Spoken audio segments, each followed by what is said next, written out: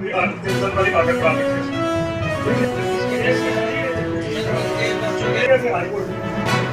से क्या हुआ, इन्होंने ट्रांसफर कोर्ट में चले गए तो ले लिए तो हरको के एसडीएम कोर्ट से कलंदरा भी 24 में एसडीएम ऑफिस से 3 बारी ऑर्डर करा बैठे, तीसरी बारी ऑर्डर कराए ने और 3 मेरे भाई 3 बारी अपने नाम जमीन ट्रांसफर करा के ने। फिर हाईकोर्ट ने ये किया कि इनको तब्दीली हो सकती थोड़ी, लेकिन ऑर्डर कैंसिल नहीं होंगे। मैंने पाकिस्तान की लड़ाई लड़ी है, आर्मी में रहा हूँ, बांग्लादेश में रहा हूँ, पूरे इंडिया का बोलो मेरे से कौन सा, और मेरा से नाल से गन चलाता था, मेरे ये ग्रेनेड लगा था, मैंने फिर भी परवाह नहीं करी।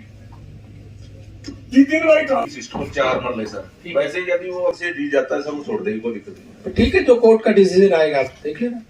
ठीक, तो ये 6 मरले 2 भाइयों नाम करा के फिर वो तो कोर्ट में चले गए तो ले लिए तो हर को के तहसील वाले नहीं, तहसील वाले क्या, जो फादर आपके फादर ही देके गए ना, ये सारा उसके पहले बिल्कुल फिर उसके पहले गाँव सिलसिले से जी मैंने गाँव वाले में जमीन ली थी, तो मैंने उसके ऑटो में बैठ देखा, उसके ऑटो में मैं अनपढ़ लगाई हूँ, मेरे साथ बहुत बेइंसाफी करी, सारी चीज मेरे नाम है, जमीन कहीं प्लाट रजिस्ट्री गर्दौरी जमाबंदी सब कुछ मेरे नाम है, सारे पीछे खाते में दे रखे हैं। मेरा ना भाई है ना मेरा मनस है, मेरा बच्चा विदेश चला गया, मेरे साथ बेइंसाफी कर रहे हैं। बलदेव सिंह का लड़का तनुज, बलदेव सिंह, बलदेव की भाभी, ये कौन है?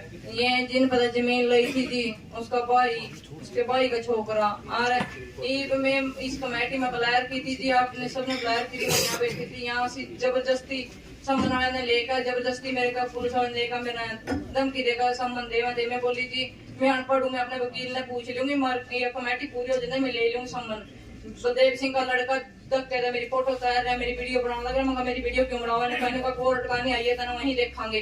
यही सारी कमेटी का शाम ही मेरे को धमकी देगा और आ भी गया जी, मैंने मार दे भी बैठा हुआ वो बेटा, मैंने 112 बुलाई, मैंने अपनी जान बचाई है।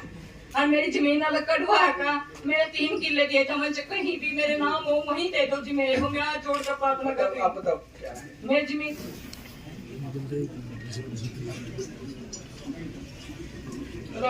नेक्स्ट डेट पे देख लेना।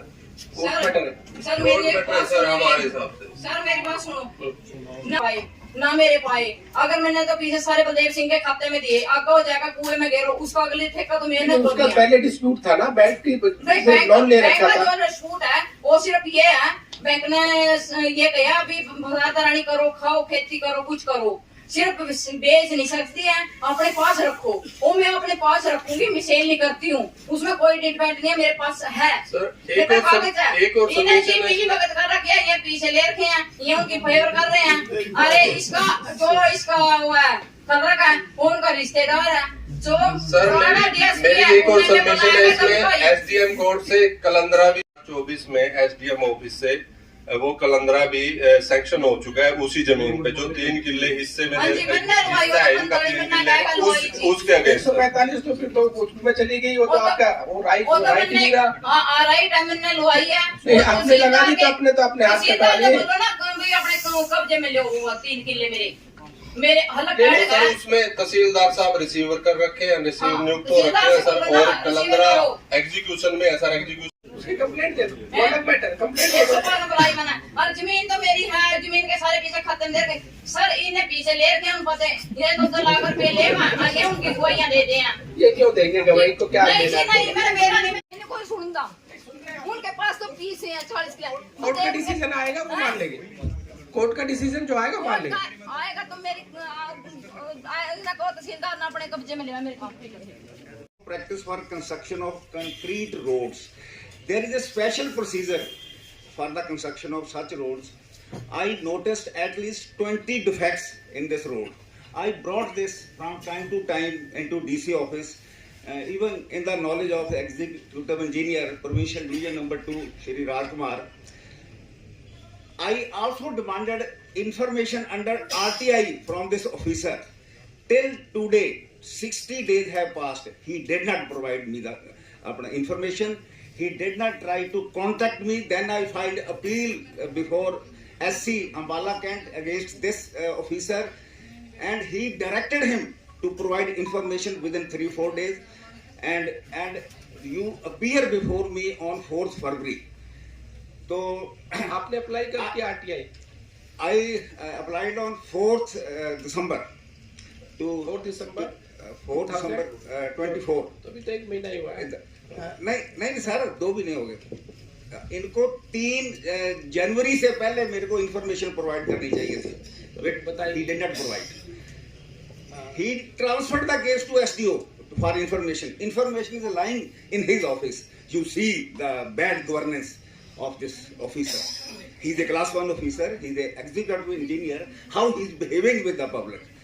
सर 18 एक्सीडेंट उस रोड पे हो चुके हैं, 8 आदमी मर चुके हैं, कई आनंद हॉस्पिटल में हड्डियां टूटी पड़ी हैं। जाके पुलिस पोस्ट पे जाके देखो, सारे मेरे पास रिकॉर्ड है हर चीज का। और ये डिफेक्ट सारे I continue, I from time to time I brought into his knowledge. Course complete हो गई? नो सर, अंडर प्रोग्रेस है, काम चल रहा है। काम कुछ भी, वो काम जाके अंडर उसकी क्वालिटी देखो, पुअरेस्ट क्वालिटी उसकी। उसके लिए एडीसी साहब और ये कभी कमेटी बना दो, आप उसकी क्वालिटी चेक करने के लिए कमेटी बना दो। सारे कमेटी, हाँ कमेटी बनाई। कब कंप्लीट करना था? मेरे को इजाजत है एक बार बोल ले वो बोल। सर, इनकी कंप्लेंट महीने में बड़ी। टेंडर कब हुआ था? टेंडर सर फरवरी में हुआ कंप्लीट था। कब होना था? सर टेंडर इसका जो डेट ऑफ स्टार्ट थी सर 29/2/2024 थी, और डेट ऑफ कंप्लीशन इसकी 28/5/2025 है सर। अभी है टाइम है, अभी तो चल रही है ना, अभी तो प्लांट लगा था वही लगा हुआ है उसके प्लांट के सामने बरम पे। सारी बात को घुमा रहे हो। वकील साहब से बात हुई थी, उन्होंने सारी बातें बता रखी है। आप इनसे पैसे मांग रहे हो उस चीज के जो इनको देने नहीं पड़ते। क्यों देंगे? सर एमपी की कॉपी, एग्रीमेंट की कॉपी आप पेश कर लो सर। ऐसा एक कमेटी बना दी है एडीसी साहब के अंडर में, ये जांच कर लेंगे, अगर कोई गलत या कसूरवार पाएगा एक्शन लेंगे, चिंता मत। मेंबर लगा दो जी। ठीक, हाँ सर, पूरे क्वालिटी का वर्क हो रहा है बहुत। उसमें अपना एक मेंबर देख लो कौन साइन बोर्ड नहीं लगाया गया। मेंबर देख लो आप, लगा के इसकी रिपोर्ट अगली डेट। एसपी साहब को कहा था डॉक्टर सुभाष गर्ग के खिलाफ ऐसे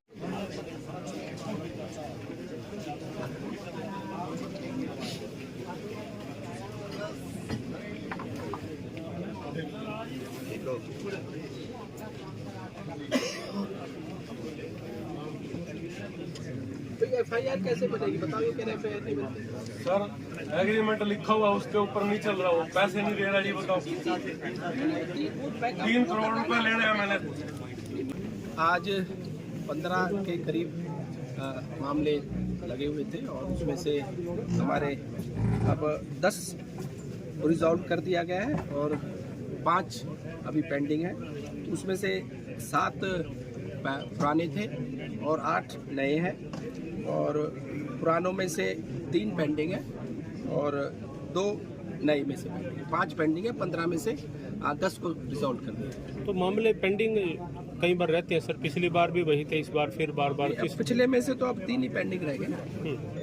कुछ इंफॉर्मेशन चाहिए होती है, कुछ कोर्ट केसेस लगे हुए हैं, जैसे डेट फरवरी की है, तो फरवरी की डेट के बाद जो डिसीजन आएगा उसके बाद जो भी एक्शन होगा वो लेंगे। सर, कुछ बीपीएल के ऐसे परिवार मिले हैं जो एलिजिबल नहीं थे, उनको अयोग्य ठहराया गया, उनसे कुछ जो पैसे रिकवरी की जाएगी उसकी जो दिया उनको लाभ उन्होंने। देखो, ये अभी जो भी मैटर होगा ये सारा बैठ के करा जाएगा कि क्या एक्शन लेना है, और अभी जांच चल रही है, जिस हिसाब से जो भी डिसीजन होगा लेगा। सर, एक कल कैथल में मामला आया था, फटके गोदाम में वो गेहूं पे पानी उसके लिए कमेटी बैठा दी गई है, और उसमें जो भी जो जांच में पाया जाएगा, अगर कोई भी अधिकारी कसूरवार पाया जाएगा उसके खिलाफ एक्शन होगा। ये हर बार ऐसे ही होता है, जब डिपो उसको भेजना हो ना, डिलीवरी देनी होगी, तब पानी छिड़कने का। नहीं, मैं लास्ट आपको पता होगा उकलाना में मैं खुद मौके पे गया था इस साल में, और मैंने मौके पे ही जब ये कार्रवाई की, एफएससी को, एफएसओ को, इंस्पेक्टर को, सब इंस्पेक्टर को मैंने सस्पेंड भी किया था। अगर ऐसे कोई मामला संज्ञान में आएगा, कार्रवाई होगी, मैं आपको पूरा विश्वास। अब ये बीपीएल के राशन कार्ड वेरीफाई करवा रहे हैं सर, कुछ बता रहे हैं? कोई शिकायत आती है कि भाई ये इसके पास जो 1,80,000 से ज़्यादा इनकम है, 1,80,000 के उसमें नहीं आता, तो उसके खिलाफ तो कार्रवाई होनी भी चाहिए। कोई आदमी उसको सुविधाएं कोई लेता है, लाभ का योजनाओं का लाभ लेता है, उसको अगर उसमें नहीं आता है तो किसी गरीब का हक वो मार रहा है ना। अगर कैटेगरी में नहीं आ रहा, हाँ नहीं है तो फिर तो ये कोई टाइमलाइन भी रखी है सर, कब तक मतलब जांच करते हैं? नहीं, कोई भी जांच, कोई भी शिकायत आती है, कोई कहता है रूटीन में कि भाई इसकी आय 1,80,000 से ज्यादा है, तो उसके खिलाफ हम जो भी कार्रवाई होती है वो करते हैं। ठीक है।